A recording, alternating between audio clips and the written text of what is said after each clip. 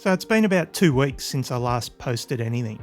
It's not like I haven't had much stuff to talk about. There's been plenty, and really that's the problem. There's been that much going on, I didn't really know where to start, and when I have started something, it's ended up being turned on its head before I could hit publish. This was largely thanks to the government trying to ram through mountains of legislation before Parliament breaks for an extended holiday. Good work if you can get it. So with Labor deciding it was time to flood the zone with legislation of varying quality and merit, it got to the point where it was really hard to decide what to focus on. And perhaps that was part of the government's point. The government's agenda was a real smorgasbord, the kind of smorgasbord that leaves you feeling a little bit queasy afterwards. I reckon I started and scrapped about 5 videos last week, but the bills were flowing faster than I could keep up. But here's a quick taste of what I started on and never finished. First up was the misinformation bill. There'd already been a lot of talk and public attention on the deeply flawed misinformation bill that early on the government looked set on bringing forward. The bill raised more questions than answers and appeared to have zero support outside of the Labor Party.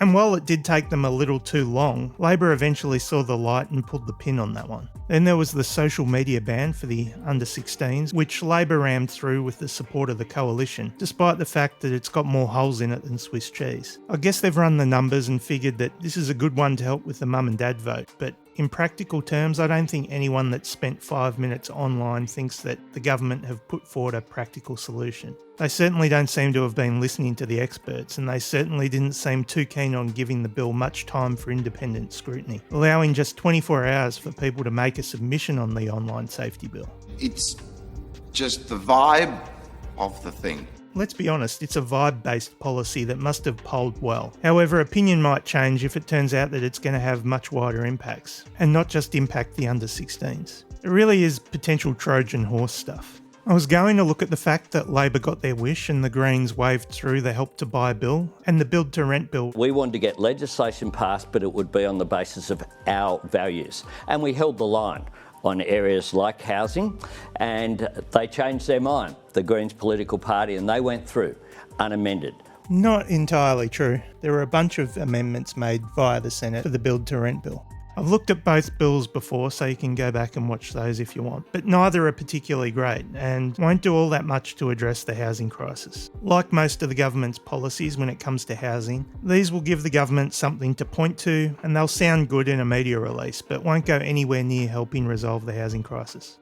For me, the most interesting part of these two bills will be how Labor and the Greens refer to the long delay between when they were first introduced to when they were passed. Once the dust settles, I'd expect Labor to point to the delay as evidence that the Greens are obstructionists and have delayed new housing. What we have seen for 2.5 years is relentless politicking that has cost Australians. It has cost them in home ownership opportunities. It has resulted in less social and affordable housing being built in our country. What I do want people to understand, though, is that delay is costly. What the Greens have done here is held Australians' home ownership dreams to ransom. You never disappoint. I'd expect the Greens to point to the delay as evidence that despite spending months trying to negotiate with the government for a better outcome, this is the best the government's going to do. And to be honest, both points are probably valid. If these bills had passed 12 months ago, perhaps both programs would have been further progressed. But at the same time, if what Labor have offered in terms of housing policy in their first term is the best they can do, well... Oh boy, we're in big trouble. Then I was going to look at the outcome of the electoral reform bill, but it sounds like that's been put on ice for another day. Delayed now until the new year, with Labor and the coalition set to continue their backroom wheeling and dealing. It is worth pointing attention though to this little nugget from the Saturday paper. When presented with complaints that the bill would just entrench the two-party system and lock out challengers, Labor's Don Farrell, the architect of the bill, is quoted as saying, "I mean, that's the fucking point." I guess it can be good to hear the quiet part said out loud sometimes. Then there's the EPA stuff. Tanya Plibersek was all set to get that through with the support of the Greens, when Albo managed to find a way to screw over not just Tanya Plibersek, not just the Greens, but also the environment. Great work, Albo. I had a meeting with the Environment Minister some months ago. On one side of me, I had Rebecca Tompkinson, the CEO of the Chambers of Mineral Energy. On the other side of me, I had Chris Rodwell, the CEO of the Chamber of Commerce and Industry. It was a Unity Western Australian ticket. We were concerned in relation to some of the elements of the nature positive laws, and we made that position very clear.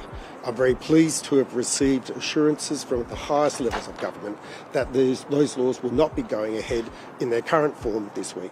Albanese spent around 6 minutes on Sunday's episode of Insiders dancing around, avoiding directly answering any of the questions related to this. Here's a brief clip of him performing some evasive manoeuvres. There is a draft agreement, though, and a letter to you that says draft agreement on the top and spells out what that...